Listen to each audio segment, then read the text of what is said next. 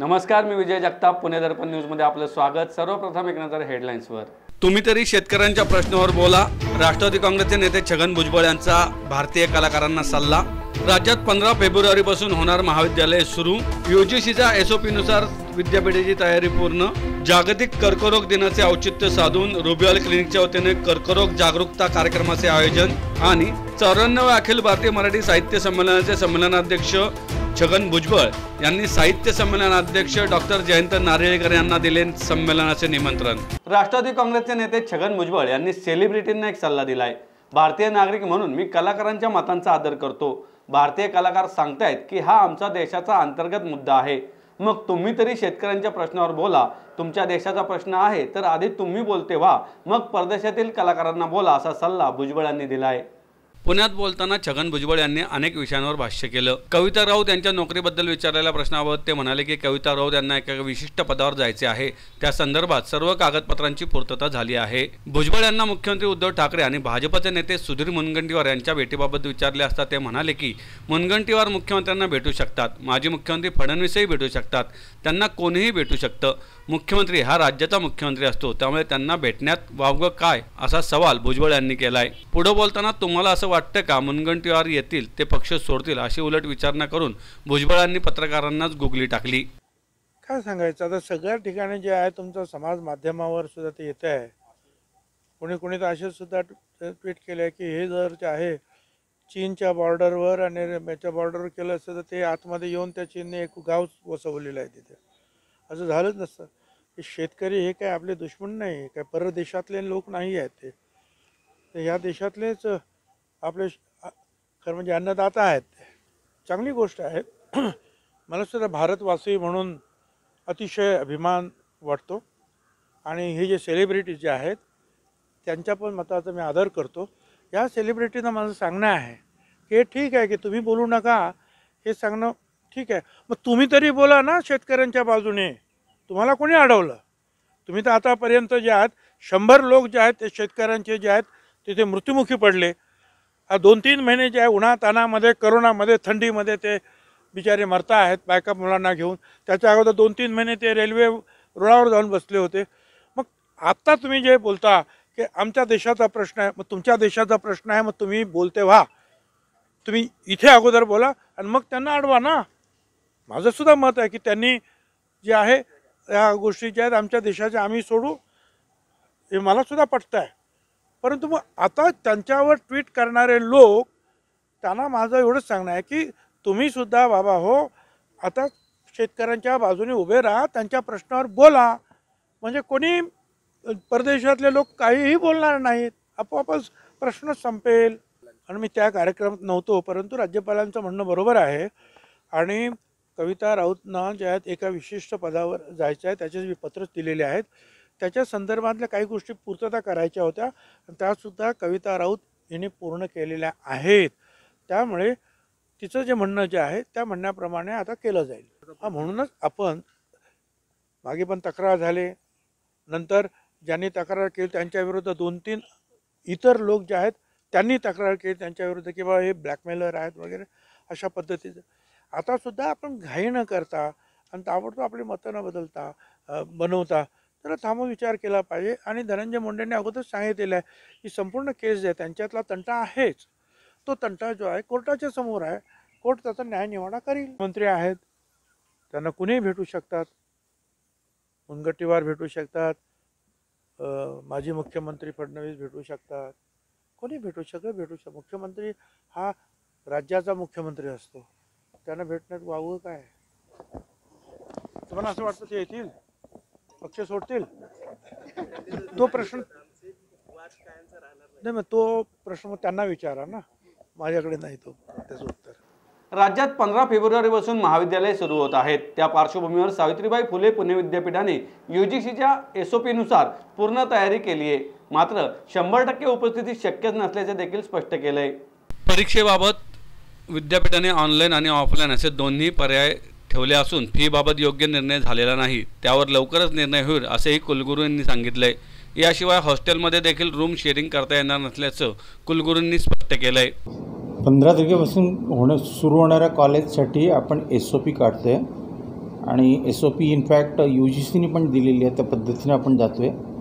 आणि साधारणपणे हायब्रिड मोडमध्ये आपल्याला जावं लागणार आहे. एका वेळेला 100% विद्यार्थी आणणं कठीण आहे. आणि विशेषतः जेव्हा हॉस्टेलमध्ये UGCने सांगितले एकच माणूस राहू शकतो, शेअरिंग बेसिसवर नाही. आणि त्यामुळं सध्या आपण अत्यंत मर्यादित स्वरूपात सुरू करतो. हो, आम्ही त्याच्या संबंधात BOEची बैठक घेतो आहे आणि त्या संबंधात त्यांनी दोन्ही ऑप्शन ठेवलेले आहेत. ज्यांना पाहिजे त्यांनी ऑनलाईन घ्यावं, ज्यांनी ऑफलाईन जावं असं.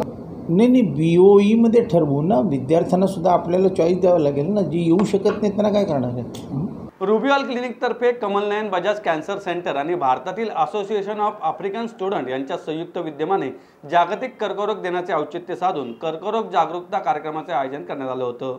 या कार्यक्रमामध्ये कर्करोगाविषयी जागरूकता निर्माण करण्यासाठी पोस्टर प्रदर्शन, मानवी साखळी इत्यादी कार्यक्रमांचे आयोजन करण्यात आले होते. याप्रसंगी Ruby hall clinic Sassoon road व वानवडी केंद्राच्या मुख्य कामकाज अधिकारी doctor Manisha Karmarkar, Ruby hall क्लिनिकच्या कमल नयन बजाज कॅन्सर सेंटरचे संचालक डॉक्टर अशोक भनगे, कमल नयन बजाज कॅन्सर सेंटरच्या सहाय्यक सरव्यवस्थापक शुभदा क्रूज, कमल नयन बजाज कॅन्सर सेंटरचे उपसरव्यवस्थापक ऋषिकेश खांडवे आदी मान्यवर उपस्थित होते. या कार्यक्रमाच्या समारोपाला विजेत्यांचा सत्कार करण्यात आला. मी doctor Ashok Bhanage, Ruby hall cancer सेंटरचं मी चेअरमन आहे. गेली जवळजवळ 15 वर्ष आम्ही कॅन्सर सेंटर चालवत आहोत, ज्याच्यामध्ये अतिशय उत्कृष्ट कामगिरी आमचे doctor, medical social worker, nursing staff वगैरे सगळेच कोऑपरेटिव्ह आहेत. परंतु आपण जे काम करतो ऑपरेशन्समध्ये, मेडिकल ऑन्कॉलॉजी म्हणजे किमोथेरपीसाठी किंवा आपण रेडिएशन थेरपीमध्ये वेगवेगळ्या प्रकारचे नवीन इन्स्ट्रुमेंट्स आणत असतो, ज्याचा वापर अशासाठी करतो की ट्रीटमेंट चांगली होते आणि पेशंट कम्फर्टेबल होतो. परंतु याच्याशिवाय अतिशय महत्त्वाची गोष्ट आहे जी आज 4 फेब्रुवारीला जो वर्ल्ड कॅन्सर डे आहे त्या निमित्ताने आपण सांगतो आहोत की कॅन्सरचे पहिले चिन्ह पिकअप करणं हीच आपली कामगिरी जास्त आहे. कॅन्सर अवेअरनेस वाढवणं, कॅन्सर स्क्रीनिंग कॅम्प्स घेणं, पेशंट्स पहिलं म्हणजे ते निरोगी आहेत हे प्रूव्ह करणं आणि जर त्यांना आजार असेल तर तो सुरुवातीच्या काळामध्येच आपल्याला तो पिकअप केला पाहिजे, जेणेकरून त्यांची ट्रीटमेंट लवकर चालू होते आणि रिझल्ट्स अतिशय उत्कृष्ट असतात. आणि अर्थातच शेवटी खर्च देखील त्यांचा कमीच होतो, कारण अतिशय बेसिक ट्रीटमेंट करावी लागते. आणि ही गोष्ट आम्ही गेली 15 वर्षभर करतो, परंतु एस्पेशली वर्ल्ड कॅन्सर डेच्या निमित्ताने आम्ही हे करतो, ज्याच्यामध्ये आज तुम्ही पाहिलं की आफ्रिकन स्टुडंट्स असोसिएशनचं आपण इथे त्यांना इनकॉर्पोरेट केलेलं आहे. कारण अवेअरनेस हा आपल्या फक्त देशामध्येच नाही, परंतु आपण आफ्रिका, मिडल ईस्ट ह्या भागातल्या स्टुडंट्सना, त्यांचे पुण्यामध्ये किंबहुना हजारो मुलं आहेत ज्यांना आपला सपोर्ट लागतो आणि त्यांचं स्क्रीनिंग देखील करतो. त्याचप्रमाणे आपण आपल्या जनतेचं करतो. त्यामुळे आपला एकूणच भर हा ट्रीटमेंट, पण त्याहीपेक्षा जास्त अवेअरनेस वाढवणं, स्क्रीनिंग करणं, पेशंट्स आपल्याला लवकर यावेत ज्याच्यामधनं त्यांची ट्रीटमेंट अतिशय चांगली होईल हे आपण पाहतो. अगदीच प्रश्नच नाही. आता एस्पेशली तुम्ही जर पाहिलं तर गेले एक वर्षभर आपण कोविडच्या मागे लागलेलो आहोत आणि आपल्या सरकारने आणि जनतेने त्याच्यावर काबू मिळाला आहे, कारण लोकांचं अवेअरनेस वाढलं. त्याच्याविषयी लोकांच्या मनामध्ये एक जागृती निर्माण झाली की हे आपण कसं अवॉइड करू शकतो आणि याची ट्रीटमेंट काय होते. आणि हाच धडा आपण सगळ्या बाकीच्या प्रांतांमध्ये पण राबवला पाहिजे. कॅन्सरमध्ये देखील वर्षभर आपले स्क्रीनिंग कॅम्प्स, आपल्याला जनजागृती केली पाहिजे, लोकांचा अवेअरनेस वाढवला पाहिजे आणि हेच आपण गेल्या वर्षामध्ये जास्त शिकलेलो आहोत. Hello everyone, I'm Dr. Manisha Karmarkar, Chief Operating Officer of Ruby Hall Clinic. As you all must be aware, Ruby Hall Clinic has a dedicated cancer center which we have started around 10 to 15 years back. And on 4th of Feb every year, we have a cancer awareness camp. Keeping this in mind, it just kept me thinking, why not start a dedicated breast cancer center in our Ruby Hall Clinic? This comprehensive center which we started a year back is a women-oriented center where all the people involved in the clinic, all the doctors are all women. This gives a different comfort to all the patients coming in. Starting from the radiologist who is a woman, to a radiation oncologist, chemotherapy, female counselor, all of these are women. So I really urge all the women out here, please do not hesitate. If you have a small breast lump, come forward. We have a dedicated care center and we will take care of all your needs. आपणासारखा वैचारिक आणि विज्ञानवादी साहित्यिक या संमेलनाचा अध्यक्ष म्हणून लाभल्याने 94वे अखिल भारतीय मराठी साहित्य संमेलन मराठी साहित्य विचाराला अतिशय नवा आयाम देणारे ठरेल असा विश्वास राज्याचे अन्न नागरी पुरवठा व ग्राहक संरक्षण मंत्री तथा अखिल भारतीय मराठी साहित्य संमेलनाचे स्वागत अध्यक्ष छगन भुजबळ यांनी व्यक्त केले। नाशिकमध्ये होणाऱ्या 94व्या अखिल भारतीय मराठी साहित्य संमेलनाच्या पार्श्वभूमीवर स्वागत अध्यक्ष छगन भुजबळ यांनी संमेलनाचे अध्यक्ष डॉक्टर जयंत नारळीकर यांच्या पुणे येथील निवासस्थानी संमेलनाचे निमंत्रण दिले।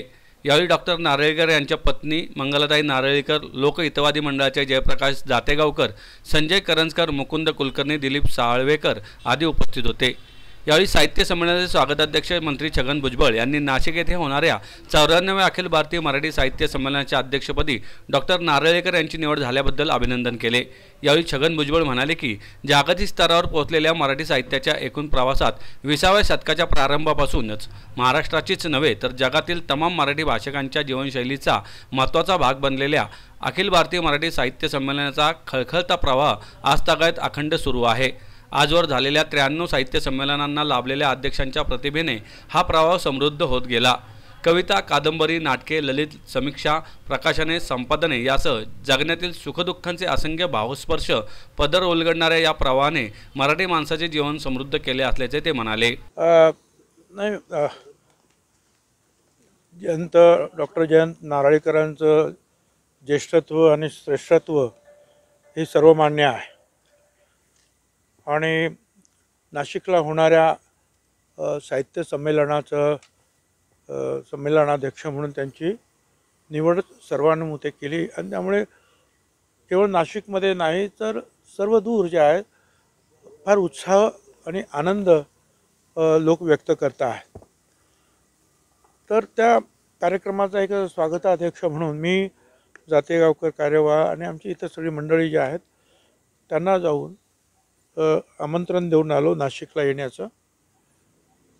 मंगलाताईंना त्या पण बरोबर येणार आहेत, त्यांच्या पत्नी, आणि त्यांना सर्वसाधारणपणे कार्यक्रमाची रूपरेषा आणि उद्घाटन वगैरे कसं होईल, काय होईल, तर थोडीफार रूपरेषा त्यांना सांगितलं।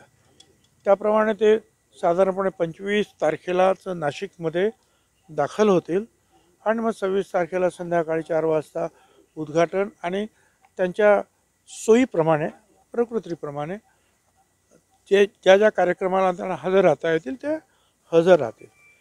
आणि एक निश्चित आम्ही मंगलाताईंना सुद्धा आश्वासित केलेलं आहे की त्रास होणार नाही याची काळजी घेऊ आणि त्यांचा जो काही मेडिकल ॲडवाईस असेल, डॉक्टरांचा ॲडवाईस असेल त्याप्रमाणे त्यांना त्यांची व्यवस्था होईल आणि त्रास होणार नाही अजिबात याचंही आम्ही पूर्णपणे काळजी घेऊ असं आश्वासन त्यांना आपण दिलेलं आहे। कारण आमच्या सगळ्यांचं ते आद्य कर्तव्य आहे, एवढा लांबचा प्रवास आहे त्यांना करायचा आहे।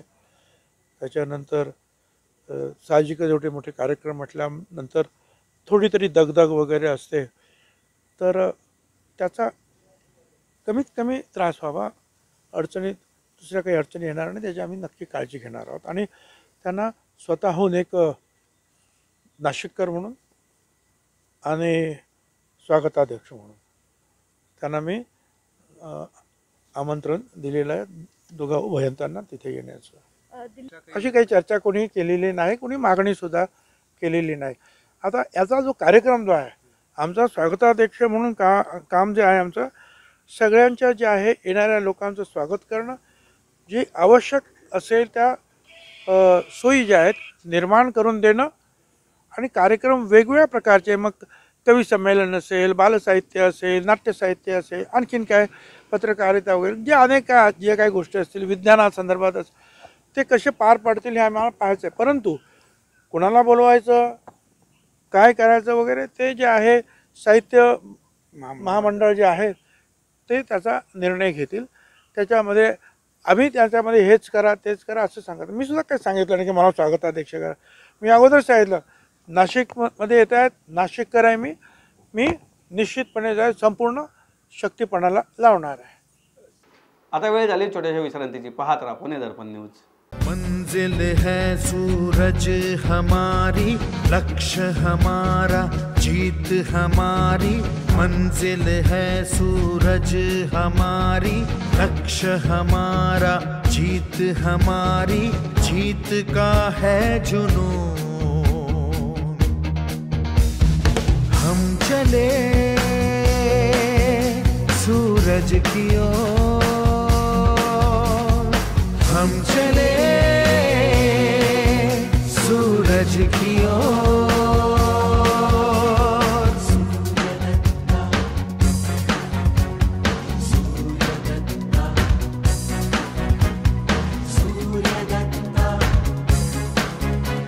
Success is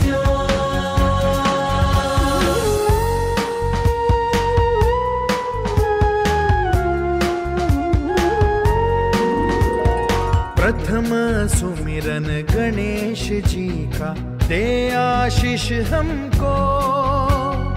माता पिता और गुरुजन का है आदेश हमको।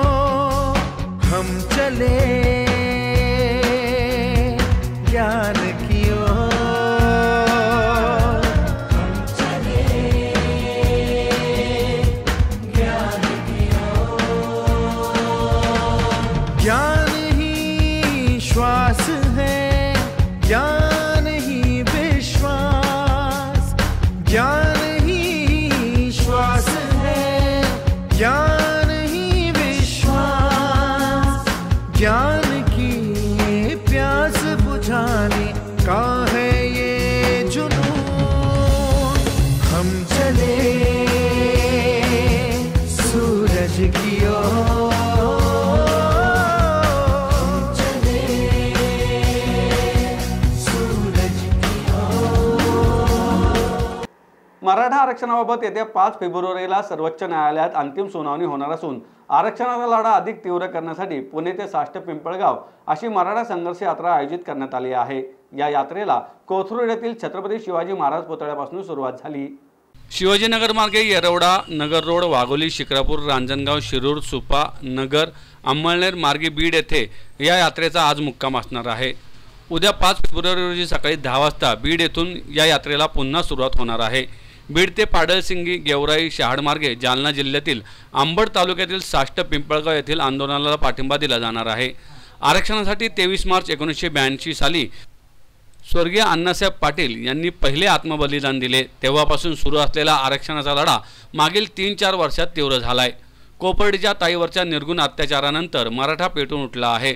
तरीही लढवय्या या मराठ्यांनी संयम न सोडता सर्वांनी कौतुक करावे एवढ्या शांततेत जगातील सर्व मराठा बांधवांनी 58 मोर्चे काढले, शांततापूर्ण लढाया दिल्या। आपलेच 42 मराठा तरुण आरक्षणासाठी शहीद झालेत। 14,523 मराठा तरुणांवर गुन्हे दाखल झालेत। सरकारने आरक्षण जाहीर केले, परंतु मिळालेलं आरक्षण स्थगित झालं। मराठा मुलांच्या नोकऱ्यांच्या नियुक्त्या प्रलंबित असून मराठा विद्यार्थ्यांचे प्रवेश लटकले आहेत। सारथी बंद पडला आहे। आपण परत एक वेळ एकजूट दाखवणे गरजेचे आहे। आपली ताकद राज्यकर्त्यांना दाखवावे लागेल। आपल्या मुलांच्या भविष्याचा विचार राज्यकर्त्यांना नसल्याने आपल्यालाच विचार करावा लागेल। आरक्षणाच्या निकराच्या संघर्षात मराठा बांधवांनी सहभागी होणे आवश्यक आहे। जालना जिल्ह्यातील साष्ट पिंपळगावातील मराठ्यांनी जो ठिय्या आंदोलनातून संघर्ष सुरू केला आहे, त्याला या यात्रेतून पाठिंबा देऊन त्यांच्या लढ्याला बळकटी देण्यात येणार आहे। मराठा क्रांती मोर्चा पुणे जिल्हा आयोजित मराठा संघर्ष यात्रा ही पुणे टू साष्ट पिंपळगाव ही 2 दिवसाची आमची संघर्ष यात्रा आहे। आता पुण्यावरनं ही रॅली सुरू झालेली आहे। इथून शिक्रापूर, रांजणगाव, पारनेर, शिरूर, सुपा, नगर, अंमळनेर मार्गे ही बीडला रॅली संध्याकाळी पोहोचणार आहे। बीडला आमचा मुक्काम असणार आहे। दुसऱ्या दिवशी सकाळी 10 वाजता परत ही संघर्ष यात्रा सुरू होणार आहे। शहागड मार्गे गेवराई, शहागड जे काय आहे तिथून अंबड तालुका, जिल्हा जालना, इथे साष्टा पिंपळगाव इथे ही रॅली आमची पोहोचणार आहे।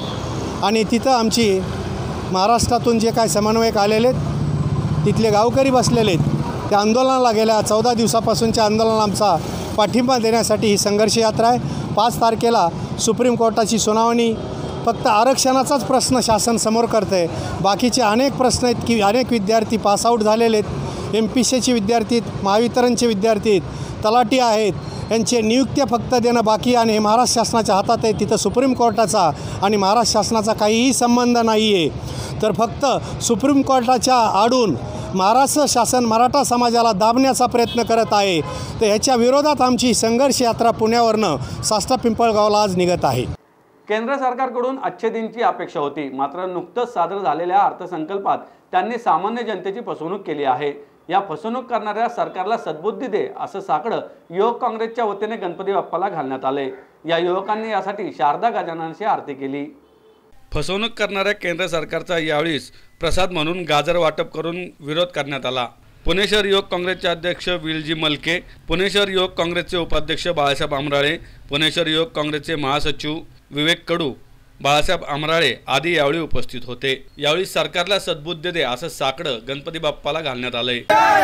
युवकांची फसवणूक करणाऱ्या सरकारचा, या देशाच्या जनतेची फसवणूक करणाऱ्या सरकारचा, या देशातील जनतेची फसवणूक करणाऱ्या सरकारचा, या देशातील महिलांची फसवणूक करणाऱ्या सरकारचा, या देशातील कामगारांची फसवणूक करणाऱ्या सरकारचा. आरतीच्या नंतर प्रसादारूपी तुम्हाला जे काल मोदी सरकारने बजेटमध्ये अख्ख्या देशाला जे गाजर वाटली, तीच गाजर आम्ही आज प्रसादारूपी सर्वही जनतेला इथं वाटत आहोत. आणि गणपती बाप्पांना आम्ही विनंती केलेली आहे की या मोदी सरकारला व या मोदींना सद्बुद्धी द्यावी आणि या जनतेचा विचार करावा अशी त्यांना. पंतप्रधान नरेंद्र मोदी यांनी स्टार्टअप इंडियाची घोषणा केली. त्यानंतर आता या मोहिमेला मूर्त स्वरूप प्राप्त होत असून विद्येचे माहेरघर असलेल्या सावित्रीबाई फुले पुणे विद्यापीठ आणि उद्योगनगरी पिंपरी चिंचवड महापालिका या मोहिमेच्या माध्यमातून नवीन स्टार्टअप्सना उभारी देणार आहे. या दोघांच्या संयुक्त विद्यमाने इनोफेस्ट 2021चे आयोजन करण्यात आल्याची माहिती विद्यापीठाच्या इनोव्हेशनच्या संचालिका अपूर्वा केळकर यांनी पत्रकार परिषदेत दिली. या इनोफेस्ट 2021 अंतर्गत hackathon, I2E competition, pitch fest, final today summit या स्पर्धांचं आयोजन करण्यात आलं आहे. या स्पर्धेत किर्लोस्कर ग्रुप सुद्धा सहभागी आहे. जवळपास 12.5 लाखाची बक्षिसे या स्पर्धेकरता ठेवण्यात आली आहेत. आत्तापर्यंत 250 महाविद्यालयांनी स्टार्टअप इनोव्हेशन सेलची स्थापना केली असून ही सर्व महाविद्यालये I2E या केवळ महाविद्यालयांसाठी असणाऱ्या स्पर्धेच्या माध्यमातून हॅकेथॉनमध्ये सहभागी होणार आहेत. हॅकेथॉनमध्ये महाविद्यालयीन विद्यार्थ्यांबरोबरच सामान्य नागरिकांनाही सहभागी होता येणार आहे. सहभागी स्पर्धकातून निवड झालेल्यांची पुढे 9 गटांमध्ये स्पर्धा घेतली जाईल आणि त्यातून 24 चांगल्या कल्पनांना बूट कॅम्पच्या माध्यमातून तज्ज्ञ मंडळी मार्गदर्शन करणार आहेत. हॅकेथॉन या स्पर्धेची नोंदणी 15 फेब्रुवारीपर्यंत होणार आहे. स्पर्धेत कमीत कमी व जास्तीत जास्त 2 जणांची एक टीम असेल. अंतिम फेरीतील विजेत्यांना 5 व 6 मार्च 2021 रोजी आपला प्रकल्प इनोफेस्ट समिटमध्ये दाखवण्याची संधी मिळणार आहे. या समिटमध्ये स्टार्टअप, गुंतवणूक क्षेत्रातील तज्ज्ञ मंडळी तसेच सरकारी व उद्योग जगतातील नामांकित व्यक्ती सहभागी होणार आहेत. इनोफेस्ट अंतर्गत होणाऱ्या या सर्व स्पर्धा व्हर्च्युअल स्वरूपात होणार आहेत. आता खूप मोठ्या प्रमाणावर स्टार्टअप सपोर्ट ॲक्टिव्हिटी आपण करतो आहोत. ऑटो क्लस्टरमध्ये जे Pimpri Chinchwad smart city auto cluster आणि मराठा चेंबर कॉमर्सच्या आणि ॲग्रिकल्चरच्या मदतीनं इन्क्युबेशन सेंटर जे सुरू झालं मागच्या वर्षी, मागच्या डिसेंबरमध्ये 2019 डिसेंबरमध्ये, त्यानंतर फेब्रुवारी 2020मध्ये आम्ही फेस्टिवल ऑफ फ्युचर ही मोठी एक इव्हेंट भरवली होती 2 दिवसाची. तर स्टार्टअप जे आहेत, पिंपरी चिंचवड हा एरिया मेनली इंडस्ट्री आणि एंटरप्रिनर्सचा आहे. विद्यार्थीसुद्धा भरपूर आहेत आणि उद्योजक पण भरपूर आहेत. तर जे नवीन उद्योजक आहेत, नवउद्योजक, त्यांच्या कल्पनांना चालना मिळावी, त्यांच्या आयडियाजला एक प्लॅटफॉर्म मिळावा, जेणेकरून भविष्यामध्ये त्यांचं जास्त प्रमाणात उत्पादन करण्याची क्षमता त्यांच्यामध्ये निर्माण होईल, अशा पद्धतीनं इन्क्युबेशन सेंटर आपण कार्यान्वित केलं. आणि त्यानंतर आता सावित्रीबाई फुले पुणे युनिव्हर्सिटीबरोबर आपण ज्या इनोफेस्टची आता योजना केलेली आहे, त्या इनोफेस्टमध्ये सुद्धा 275 कॉलेजेस आणि वेगवेगळ्या स्टार्टअप्सला आम्ही आव्हान करतो की त्यांनी या होणाऱ्या कार्यक्रमांमध्ये सहभागी व्हावं. जसे ऋतुमानाचे कालचक्र असतात तसे संगीतातील कालचक्रावर आपली चिरकाल मुद्रा उमटवणारे किराणा घराण्याचे गायक म्हणजे अण्णा. पंडित भीमसेन जोशी अर्थात अण्णांच्या स्वराला सिद्धी लाभलेली होती असे म्हटल्यास वावगे ठरणार नाही, अशी भावना विद्यावाचस्पती डॉक्टर शंकर अभ्यंकर यांनी व्यक्त केली आहे. बालगंधर्व रंगमंदिर येथे संवाद पुणे आणि समर्थ युवा फाउंडेशन यांच्या संयुक्त विद्यमाने भारतरत्न पंडित भीमसेन जोशी यांच्या जन्मशताब्दी वर्षाचा शुभारंभ करण्यात आला। त्यावेळी भारतरत्न पंडित भीमसेन जोशी यांच्याबरोबर 40 वर्ष साथ संगत करणारे ज्येष्ठ टाळवादक माऊली टाकळकर यांचा विशेष सत्कार विद्यावाचस्पती डॉक्टर शंकर अभ्यंकर यांच्या हस्ते करण्यात आला। त्यावेळी डॉक्टर शंकर अभ्यंकर बोलत होते।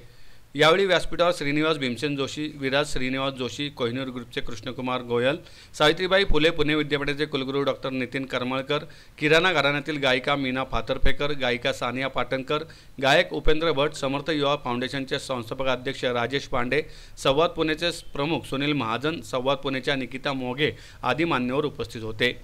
यावेळी बोलताना डॉक्टर शंकर अभ्यंकर म्हणाले की गायनाच्या क्षेत्रात अनेक घराणी आहेत। अण्णांनी किराणा घराण्याचा ध्वज ज्या एका उंचीवर नेऊन फडकवला आहे त्याला तोड नाही। सर्व घराण्यांचा एकत्रित अनुभव अण्णा यांच्या सादरीकरणातून परिपूर्ण पद्धतीने द्यायचे। अण्णांचा आवाज म्हणजेच देवदत्त होता। संगीत क्षेत्रात अधिराज्य गाजवण्यासाठी अण्णांनी उपसलेले कष्ट हे देखील तितकेच महत्त्वाचे असल्याचं अभ्यंकर यांनी सांगितलं।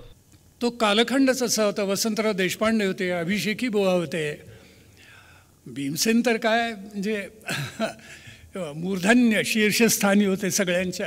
कितीतरी गाणारी मंडळी होती की ज्यांचं गायन वादन ऐकणं हा ब्रह्मानंद होता।